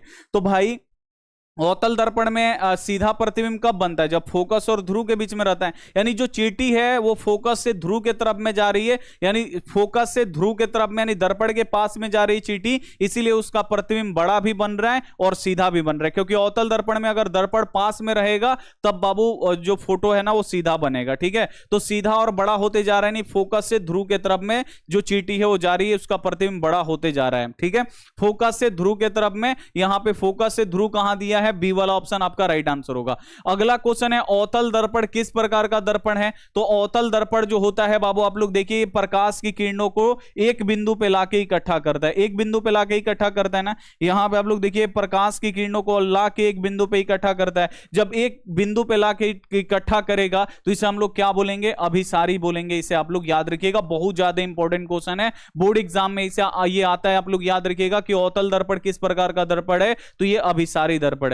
अब देखिए उत्तल दर्पण किस प्रकार का दर्पण है, आपसे पूछा जा रहा है। तो उत्तल दर्पण क्या करता है, प्रकाश की किरणों को फैला देता है। देखिए प्रकाश की किरणों को फैला दिया, जब प्रकाश की किरणों को फैला देता है तो इसे हम लोग क्या बोलेंगे, अपसारी। क्या बोलेंगे, प्रकाश की किरणों को फैला रहा है तो इसे हम लोग क्या बोलेंगे, अपसारी। यहां पे थोड़ा सा गड़बड़ा गया है, यहां पे होगा अपसारी। क्या होगा बाबू, अपसारी होगा, इसे आप लोग याद रखिएगा। ठीक है ना, क्या होगा यहां पे, अपसारी। ए वाला ऑप्शन क्या हो जाएगा, बिल्कुल से जाएगा, क्योंकि ये प्रकाश की किरणों को फैला रहा है तो ये अपसारी। और जो अवतल दर्पण है ये क्या हो जाएगा बाबू, अभिसारी हो जाएगा, क्योंकि ये प्रकाश की किरणों को एक बिंदु पे इकट्ठा कर रहा है। तो अवतल दर्पण क्या हो जाएगा, अभिसारी, और उत्तल दर्पण क्या हो जाएगा, अपसारी। अगला क्वेश्चन आप लोग यहां पे देखिए, यहां पे अपवर्तन कोण परावर्तन कोण के बराबर होता है। अब यहां बोल रहा है कि जो आपतन है, आपतन कोण परावर्तन कोण के बराबर होता है, किसके अनुसार, न्यूटन के नियम के अनुसार, स्नेल के नियम के अनुसार, परावर्तन के नियम के अनुसार, कि यहां पे फ्रंट, यहां पे क्या लिखा है, फर्मट का सिद्धांत के अनुसार।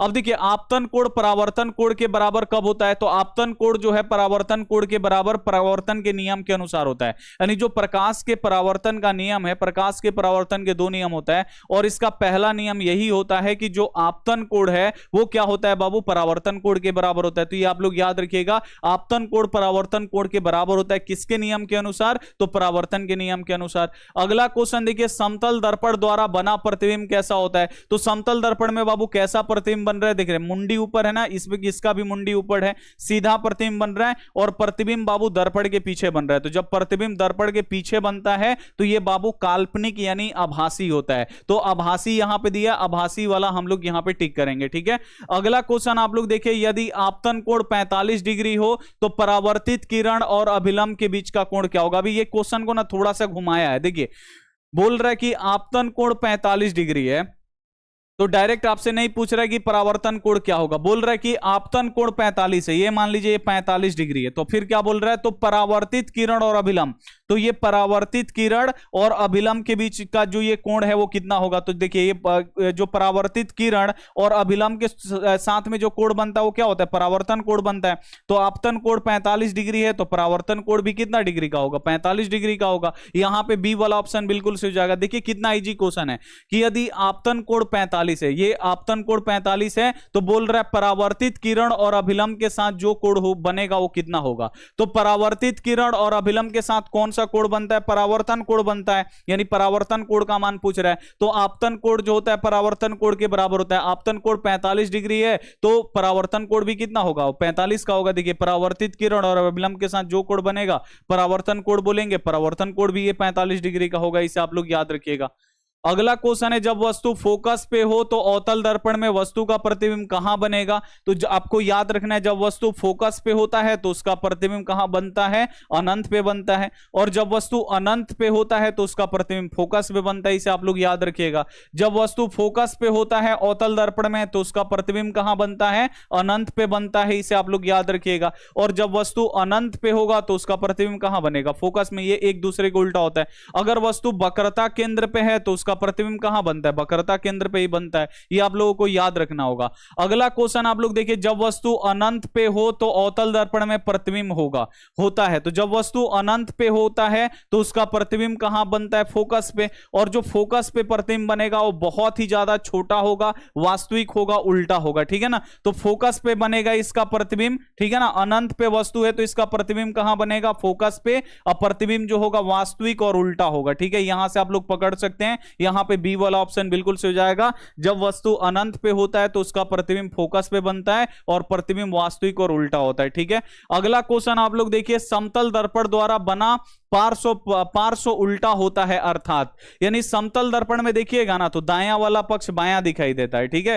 यानी P को ऐसे देखिएगा ना तो उसमें ऐसे दिखाई देगा, यानी दायां पक्ष जो है वो बायां दिखाई देने लगता है। तो समतल दर्पण द्वारा बना पार्श्व प्रतिबिंब उल्टा होता है, अर्थात बायां वाला दायां प्रतीत होता है। बस ऊपर वाला नीचे नहीं, खाली दायां वाला बायां दिखाई देने लगता है। अब बायां वाला दायां दिखाई देने लगता है, इसे आप लोग याद रखिएगा। P ऐसे रहेगा तो लगेगा इसका दायां वाला इधर बायां आ गया, बायां वाला दायां, उल्टा दिखाई देने लगता है। तो ये आप लोग याद रखिएगा, समतल दर्पण द्वारा बना पार्श्व प्रतिबिंब होता है तो आप लोग याद रखिएगा बायां वाला दायां दिखाई देने लगता है। अगला क्वेश्चन आप लोग देखिए, अवतल दर्पण में फोकस पर बना प्रतिबिंब होता है। तो अवतल दर्पण में फोकस पर बना प्रतिबिंब कैसा होता है, तो जब फोकस पे बाबू प्रतिबिंब बनेगा तो वास्तविक होगा, उल्टा होगा और वस्तु से बहुत छोटा होगा। वास्तविक होगा और उल्टा होगा और वस्तु से बहुत ज्यादा छोटा होगा, इसे आप लोग याद रखिएगा। और वही जब अनंत पे बनेगा तो प्रतिबिंब वास्तविक होगा, उल्टा होगा, वस्तु से बहुत बड़ा बनेगा। तो ये आप लोग याद रखिएगा, पढ़ाए हैं।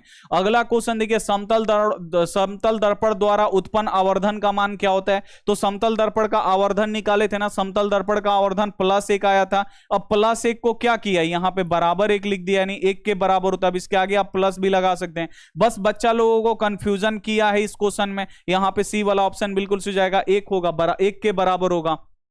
यहां बोल रहा है कि समतल दर्पण द्वारा उत्पन्न आवर्धन का मान कितना होता है। तो समतल दर्पण द्वारा उत्पन्न आवर्धन का मान कितना होता है, =1 होता है, 1 के बराबर होता है। ये आप लोग बोल सकते हैं या इसे +1 होता है, तो इसे आप लोग याद रखिएगा।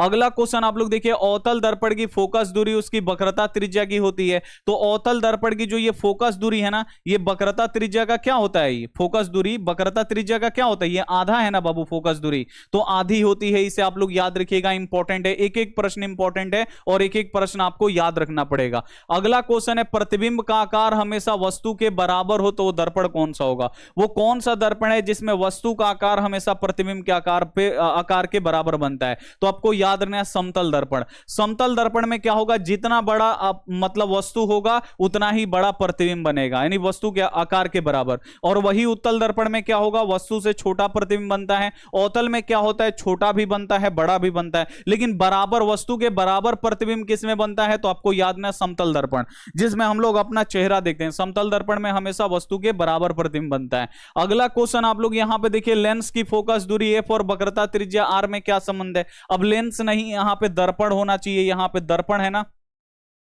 दर्पण की फोकस दूरी f और वक्रता त्रिज्या r में क्या संबंध है, तो f बराबर क्या होता है बाबू, r/2 होता है, यानी जो फोकस दूरी है वक्रता त्रिज्या का आधा होता है। और इसको क्रॉस मल्टीप्लाई करिएगा तो r बराबर 2f आएगा, यही तो देगा, f बराबर r/2 यहां पे दिया है ना, f बराबर r/2। यहां पे b वाला ऑप्शन क्या हो जाएगा, बिल्कुल से हो जाएगा। अगला क्वेश्चन आप लोग यहां पे देखिए, किस दर्पण से वस्तु का बड़ा प्रतिबिंब बनता है। अब किसमें वस्तु का बड़ा बनेगा, तो देखिए उत्तल में, यहां पे उत्तल में क्या होता है, हमेशा छोटा बनता है, इसे आप लोग याद रखिएगा। समतल में क्या होता है, एकदम बराबर बनेगा।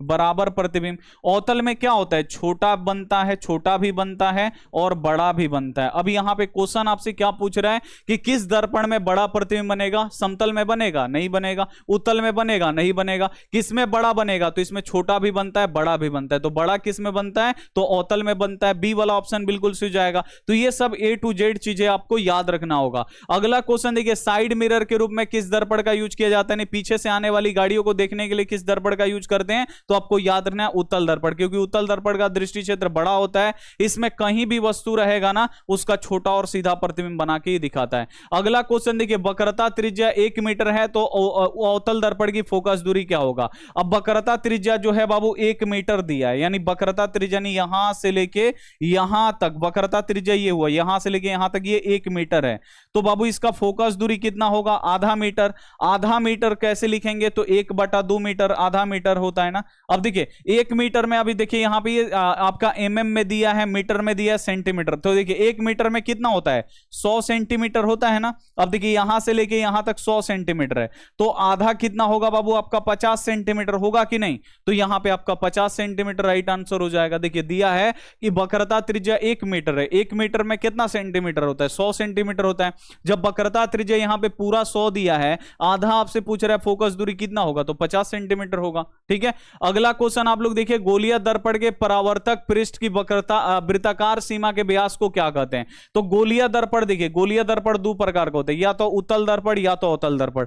तो जो गोलीय दर्पण है, उत्तल या अवतल दर्पण, इसका जो ये वृत्ताकार सीमा है, इसके व्यास को हम लोग क्या बोलते हैं, तो इसका जो व्यास होता है इसे हम लोग क्या बोलते हैं, तो इसे हम लोग बोलते हैं गोलीय दर्पण का द्वारक, इसे हम लोग क्या बोलते हैं, द्वारक बोलते हैं। अब ये भी आपका गोलीय दर्पण है, इसका ये वृत्ताकार सीमा है और इसका ये व्यास है, इसके व्यास को हम लोग क्या बोलेंगे, द्वारक बोलेंगे, इसे आप लोग याद रखिएगा। तो जब भी क्वेश्चन आएगा गोलीय दर्पण के परावर्तक पृष्ठों के वृत्ताकार सीमा के व्यास को क्या बोलते हैं, तो गोलीय दर्पण का द्वारक बोलते हैं या खाली द्वारक बोलेंगे। अगला क्वेश्चन देखिए, समांग माध्यम में प्रकाश गमन करता है। समांग माध्यम यानी खाली निर्वात है तो निर्वात, या खाली हवा है तो हवा, खाली जल है तो जल, खाली बाबू कांच है तो कांच, ये समांग मिश्रण। तो देखिए अगर हवा मतलब अगर निर्वात में है तो एकदम सीधा चलेगा, हवा में आएगा ना थोड़ा सा मुड़ जाएगा, जल में आएगा फिर थोड़ा सा मुड़ता है, लेकिन एक जैसा माध्यम होता है तो उसमें प्रकाश एकदम सीधा चलता है। तो समांग माध्यम में प्रकाश कैसे चलता है, तो एकदम सरल रेखा में,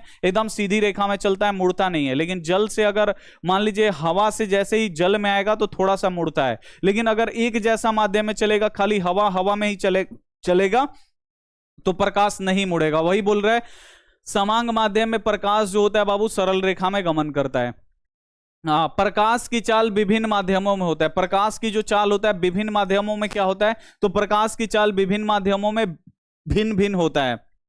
विभिन्न माध्यम यानी अलग अलग माध्यम, जैसे निर्वात में प्रकाश की चाल सबसे ज्यादा होता है, हवा में आता है तो थोड़ा सा और प्रकाश की चाल कम हो जाता है, हवा से जल में जाएगा थोड़ा सा और प्रकाश की चाल कम हो जाएगा, जल से कांच में जाएगा तो थोड़ा सा और प्रकाश का चाल कम हो जाएगा। तो यानी अलग अलग माध्यमों में, यानी विभिन्न माध्यमों का मतलब क्या हुआ, अलग अलग माध्यमों में जो प्रकाश का चाल होता है वो अलग अलग होता है। हवा में कुछ और होगा, निर्वात में कुछ और होगा, जल में कुछ अलग होगा, कांच में कुछ अलग होगा। तो प्रकाश की चाल विभिन्न माध्यमों में क्या होता है, भिन्न भिन्न होता है, अलग अलग होता है। वास्तविक प्रतिबिंब दर्पण के किस ओर बनता है, जो वास्तविक प्रतिबिंब होता है बाबू ये उल्टा होता है और इसे हम पर्दे पे उतार सकते हैं। और ये कहां बनता है, दर्पण के पीछे बनता है कि दर्पण के सामने, तो आपको याद रखना है जो वास्तविक प्रतिबिंब होता है वो दर्पण के सामने बनता है और इसे हम पर्दे पे उतार सकते हैं। कहां बनता है, तो दर्पण के सामने, दर्पण के आगे या दर्पण के सामने बनता है, इसे आप लोग याद रखिएगा। और वही जो काल्पनिक प्रतिबिंब होता है वो दर्पण के पीछे बनता है। तो ये सब आपको याद रखना होगा, ठीक है। अगला क्वेश्चन आप लोग देखिए, काल्पनिक या आभासी प्रतिबिंब दर्पण के किस ओर बनता है, तो जो काल्पनिक यानी जो आभासी प्रतिबिंब में देख रहे हैं ये दर्पण के पीछे बन जाता है और इसे हम पर्दे पे नहीं उतार सकते। और देख रहे हैं जो काल्पनिक प्रतिबिंब है वो सीधा है, तो ये सब आपको याद रखना है।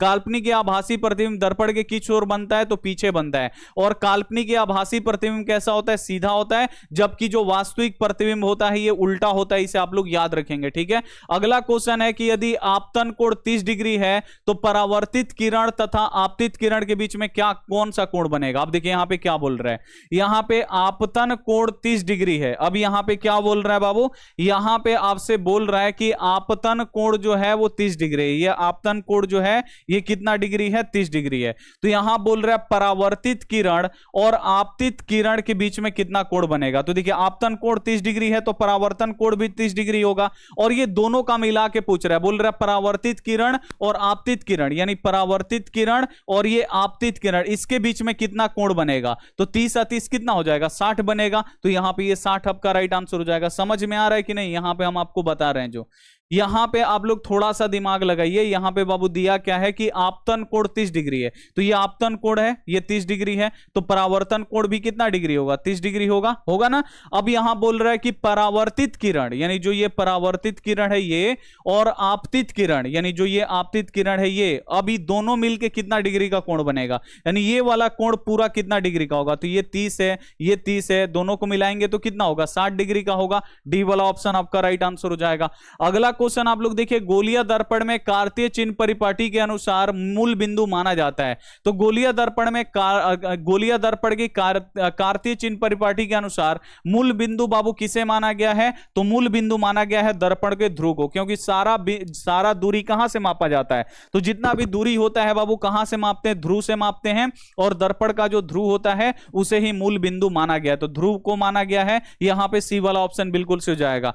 अगला क्वेश्चन आप लोग देखिए, प्रकाश की चाल न्यूनतम होता है, प्रकाश की चाल सबसे कम कहां पे होता है? तो सबसे ज्यादा प्रकाश का चाल होता है निर्वात में, फिर किस में होता है? वायु में होता है, फिर किस में होता है बाबू? जल में होता है, और सबसे कम चाल कहां पे होता है? कांच में। इसे आप लोग याद रखिएगा।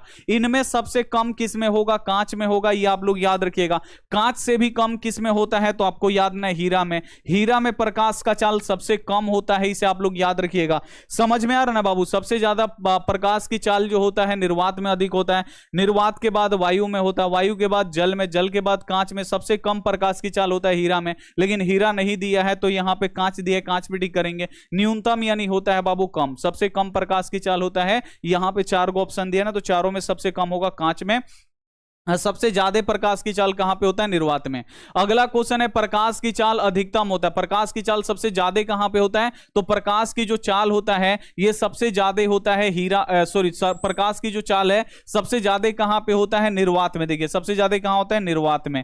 अब निर्वात ऑप्शन में दिया ही नहीं है, जब निर्वात ऑप्शन में नहीं दिया तो क्वेश्चन गलत है। नहीं, निर्वात नहीं दिया। देखिए बोले थे ना अभी, सबसे ज्यादा निर्वात में होता है, उसके बाद किस में होता है? वायु में। अगर निर्वात ऑप्शन में नहीं दिया रहेगा, देखिए यहां पे निर्वात ऑप्शन नहीं दिया ना, उसके बाद निर्वात के बाद किस में होता है प्रकाश की चाल सबसे ज्यादा? वायु में होता है। वायु के बाद किस में होता है? जल में होता है। जल के बाद कांच में होता है, और सबसे कम होता है हीरा में। तो निर्वात अगर ऑप्शन में नहीं दिया रहेगा, वायु देगा, तो वायु पे आप लोग टिक कर दीजिएगा। यहां पे डी वाला ऑप्शन बिल्कुल सही जगह, सबसे ज्यादा निर्वात में, उसके बाद वायु में। नहीं ऑप्शन दिया है तो यहां पे आप लोग निर्वात नहीं देगा, तो निर्वात के बाद किस में होता है? सबसे ज्यादा वायु में होता है, वायु पे टिक कर दीजिएगा। अगला क्वेश्चन है, निर्वात में प्रकाश की चाल कितना होता है? तो निर्वात में जो प्रकाश की चाल होता है 3 × 10⁸ मीटर प्रति सेकंड होता है, या किलोमीटर में देगा तो 3 लाख किलोमीटर पर सेकंड। ठीक है ना, 3 लाख किलोमीटर पर सेकंड, किलोमीटर में भी कभी कभी देता है, इसे आप लोग याद रखिएगा। अगला क्वेश्चन है, प्रकाश के परावर्तन के नियम से क्या होता है? तो प्रकाश के परावर्तन के नियम से क्या होता है बाबू कि कोण आई जो होता है, कोण आई जो होता है ये कोण आर के बराबर होता है। जो आपतन कोण है ये परावर्तन कोण के बराबर होता है। जो कोण आई है वो क्या होता है बाबू? कोण आर के बराबर होता है। अगला क्वेश्चन आप लोग देखिए, आपतन कोण किसके बराबर होता है? तो जो आपतन कोण होता है ये परावर्तन कोण के बराबर होता है। बी वाला ऑप्शन बिल्कुल सही हो जाएगा। अगला क्वेश्चन देखिए, आपतित किरण और अभिलंब के साथ जो कोण बनता है उसे क्या कहते हैं? तो देखिए ये आपतित किरण है और ये अभिलंब है, इसके साथ जो कोण बनेगा उसे हम लोग क्या बोलेंगे? आपतित किरण और अभिलंब के साथ कोण बन रहा है तो इसे आपतन कोण बनेगा, क्योंकि आपतित किरण के साथ बन रहा है। तो आपतित किरण और अभिलंब के साथ जो कोण बनेगा इसे हम लोग आपतन कोण बोलेंगे। यहां पे सी वाला ऑप्शन बिल्कुल सही हो जाएगा। अगला क्वेश्चन है कि परावर्तित किरण और अभिलंब के साथ, यानी जो ये परावर्तित किरण है और ये जो अभिलंब है इसके साथ जो कोण बनेगा उसे हम लोग क्या बोलेंगे? परावर्तन कोण बोलेंगे, क्योंकि ये परावर्तित किरण के साथ बन रहा है। और परावर्तन कोण को किससे सूचित करते हैं? आर से सूचित करते हैं।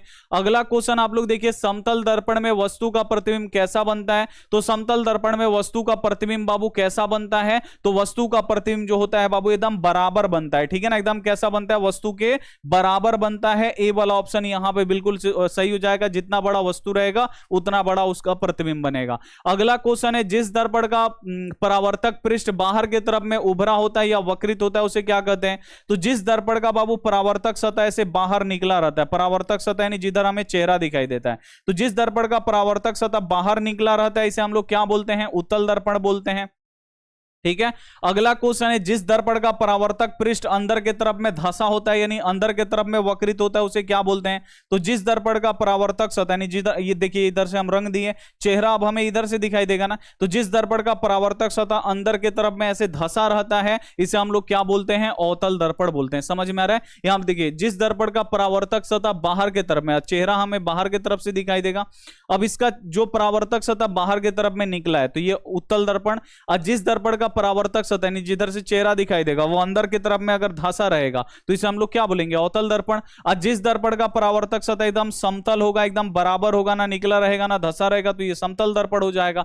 अगला क्वेश्चन है, किस दर्पण का दृष्टि क्षेत्र बहुत बड़ा होता है? वो कौन सा दर्पण है जो बहुत दूर तक का वस्तु कैप्चर करता है? तो आपको याद रखना है उत्तल दर्पण। उत्तल दर्पण का जो दृष्टि क्षेत्र होता है ना बहुत बड़ा होता है। आप लोग देखते हैं ना मोटरसाइकिल में एक छोटा सा शीशा जो होता है, वो देखते हैं गाड़ी चलाते हैं हम लोग तो पीछे का पूरा दिखा देता है, 4-5 किलोमीटर पीछे का सारा वस्तु हमें दिखा देता है छोटा छोटा। ठीक है, तो किस दर्पण का दृष्टि क्षेत्र बहुत बड़ा होता है? तो आपको याद रखना है उत्तल दर्पण का दृष्टि क्षेत्र बहुत बड़ा होता है। अगला क्वेश्चन है, किस दर्पण का दृष्टि क्षेत्र छोटा होता है? तो आपको याद रखना है उत्तल दर्पण। उत्तल दर्पण का जो दृष्टि क्षेत्र होता है एकदम छोटा होता है।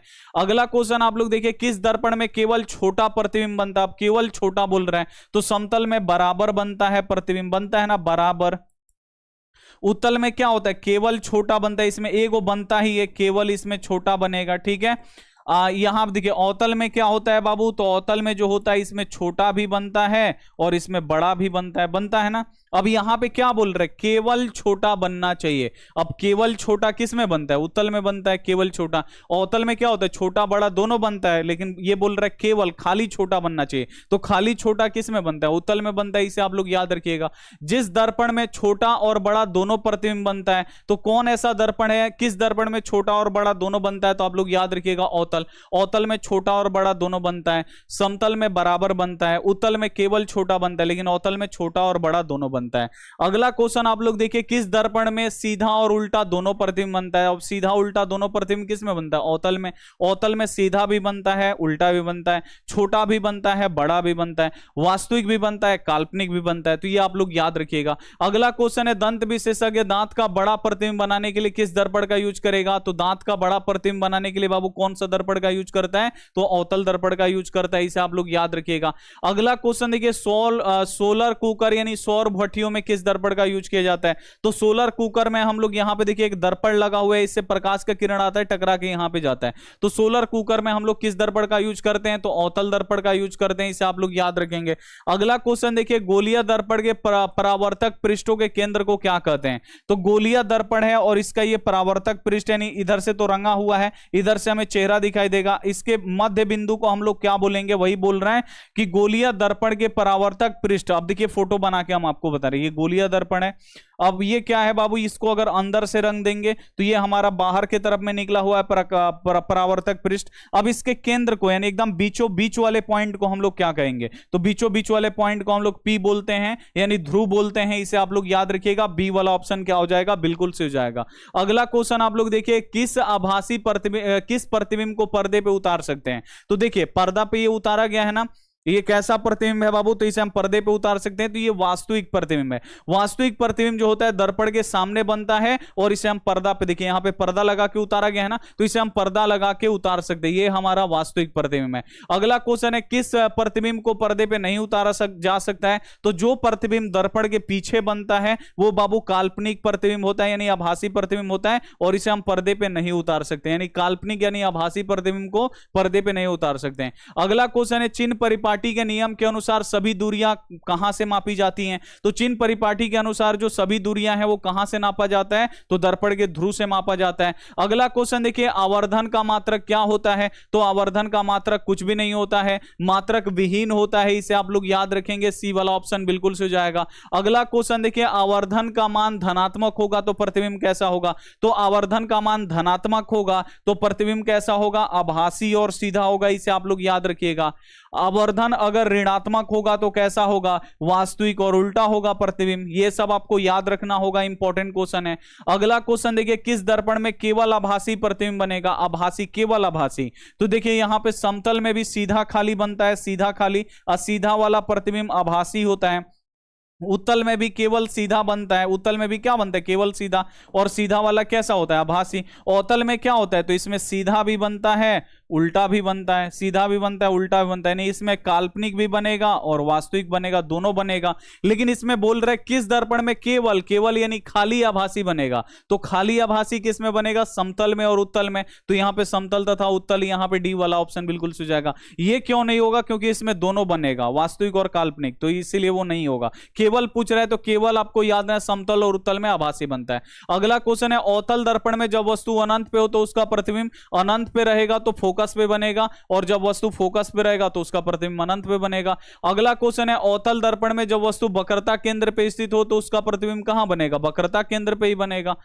ठीक है। अगला क्वेश्चन आप लोग देखिए, वक्रता केंद्र और ध्रुव के मध्य में जो बिंदु होता है उसे क्या कहते हैं, तो वक्रता केंद्र और ध्रुव, मान लीजिए दर्पण का ध्रुव है और ये वक्रता केंद्र है, इसके बीच में कौन सा बिंदु रहता है, तो फोकस रहता है। ठीक है ना, यहाँ पे P और C के बीच में कौन सा बिंदु रहता है, फोकस रहता है, इसे आप लोग याद रखिएगा। अगला क्वेश्चन है, दर्पण की लंबाई को क्या कहते हैं, तो दर्पण की लंबाई को दर्पण का द्वारक बोलते हैं। अगला क्वेश्चन है, प्रकाश किसका रूप है, तो प्रकाश जो है ये ऊर्जा का एक रूप है, इसे आप लोग याद रखना है। अगला क्वेश्चन, निम्नलिखित में से किस दर्पण का किस दर्पण द्वारा किसी भी वस्तु का वास्तविक प्रतिबिंब मिल सकता है, तो वास्तविक प्रतिबिंब बाबू किस दर्पण से हमें मिलता है, तो समतल में हमें काल्पनिक मिलता है, उत्तल में भी काल्पनिक मिलता है, क्योंकि ये दोनों सीधा प्रतिबिंब बनाता है। अवतल जो है ये उल्टा प्रतिबिंब बनाता है, और तो उल्टा में ये उल्टा बनाता है, तो यहां से हमें वास्तविक मिल जाएगा। ठीक है, यहां पे बी वाला ऑप्शन बिल्कुल सही जाएगा। अगला क्वेश्चन देखिए, निम्नलिखित में से किस दर्पण द्वारा वस्तु का आभासी प्रतिबिंब प्राप्त होगा, तो आभासी किस में बनता है, आभासी यानी सीधा प्रतिबिंब, तो सीधा समतल में भी बनता है और सीधा यहां पे उत्तल में भी बनता है और सीधा अवतल में भी बनता है। तो तीनों में सीधा बनता है, तीनों में आभासी मिल जाएगा। उपयुक्त तीनों दर्पण के द्वारा डी वाला ऑप्शन राइट होगा। अगला क्वेश्चन है, वस्तु से छोटा और आभासी प्रतिबिंब किस दर्पण से प्राप्त होगा, तो वस्तु से छोटा और आभासी बाबू किस में बनता है, तो आपको याद रखना है यहां पे उत्तल दर्पण से। उत्तल दर्पण में क्या होता है, वस्तु से छोटा प्रतिबिंब बनता है और आभासी बनता है। अगला क्वेश्चन देखिए, निम्नलिखित में से किसके द्वारा एक बिंदु स्रोत से समानांतर किरण पुंज मिल सकता है, तो किससे समानांतर किरण पुंज मिल सकता है, अवतल दर्पण। अवतल दर्पण इसीलिए जो टॉर्च होता है ना बाबू, बीच में लाइट रहता है, यहां पे अवतल दर्पण लगा देते हैं, क्योंकि प्रकाश की किरण टकराएगा और सीधे समानांतर जाएगा, प्रकाश की किरण टकराएगा और सीधे बाबू यहां पे सीधा जाता है प्रकाश की किरण, चारों बगल से टकरा के। इसीलिए अवतल दर्पण का उपयोग कहां करते हैं, जितना भी टॉर्च लाइट, सर्च लाइट होता है उसमें करते हैं। ठीक है, निम्नलिखित में से किसके द्वारा बिंदु स्रोत से समानांतर किरण पुंज मिल सकता है, तो अवतल दर्पण से। अगला क्वेश्चन एक दर्पण, यहां पे क्वेश्चन एक दर्पण से किसी भी दूरी पे रखी वस्तु का सीधा प्रतिबिंब प्राप्त होता है, तो किसी भी दूरी पे अगर वस्तु रखा जाए, अगर सीधा प्रतिबिंब बन रहा है, या तो वो समतल होगा या तो उत्तल, इसमें कहीं भी वस्तु को रख दीजिए, इसमें सीधा प्रतिबिंब बनेगा। और वही जब अवतल का बात किया जाए तो पास में रहेगा तो सीधा और दूर जाइएगा तो उल्टा। आगे देखिए, वस्तु से बड़ा आभासी प्रतिबिंब किस दर्पण में प्राप्त होगा, तो बड़ा प्रतिबिंब किस में बनता है, तो अवतल में बड़ा बनता है, समतल में क्या होता है, बराबर बनता है, उत्तल में छोटा बनता है। तो अवतल में बड़ा और छोटा दोनों बनता है, खाली बड़ा पूछ रहा है किस में होगा, तो बड़ा अपना अवतल में होता है। अगला क्वेश्चन आप लोग देखिए, अवतल दर्पण द्वारा बना, यहां पे क्या क्वेश्चन है, अवतल दर्पण द्वारा किसी वस्तु का यहां पे क्या लिखा है, अवतल दर्पण द्वारा किसी वस्तु का बन सकता है, तो अवतल दर्पण द्वारा किसी वस्तु का आभासी प्रतिबिंब भी बनता है और वास्तविक भी बनता है, दोनों बनता है ना। अवतल में छोटा भी बनता है, बड़ा भी बनता है, सीधा भी बनता है, उल्टा भी बनता है, वास्तविक भी बनता है, काल्पनिक भी बनता है, दोनों बनेगा, यानी सी वाला, यहाँ सी वाला ऑप्शन बिल्कुल सही जाएगा। इसमें 102 ऑब्जेक्टिव क्वेश्चन है और ये 102 ऑब्जेक्टिव क्वेश्चन बाबू हम आपको करवा दिए हैं, और जो भी बच्चे ये सारा के सारा क्वेश्चन याद रखेंगे तो बाबू बोर्ड परीक्षा में इससे बाहर नहीं आएगा। जितना हम आपको पढ़ाए ना, इसी में से एक एक क्वेश्चन लड़ेगा आपके बोर्ड परीक्षा में। और जो भी बच्चे कोर्स लेना चाहते हैं तो बाबू कमेंट बॉक्स में ऐप का लिंक है, उसको डाउनलोड कर लीजिए, नंबर डाल दीजिएगा, ओटीपी आएगा डाल दीजिएगा, और मात्र 699 एक ही बार फी देना है और आपका कोर्स बाबू खुल जाएगा। कोर्स लेना आपके लिए बहुत ज्यादा जरूरी है, अगर बोर्ड परीक्षा में अच्छा नंबर लाना चाहते हैं तो कोर्स आप लोग जरूर लीजिए। ठीक है ना, तो चलिए मिलते हैं हम आपसे अगली क्लास में, तब तक अपना ध्यान रखिए, मन लगा के पढ़ाई करिए, टेक केयर एंड बाय। और जाते जाते चैनल को सब्सक्राइब कर दीजिए और वीडियो को आप लोग लाइक कर दीजिए।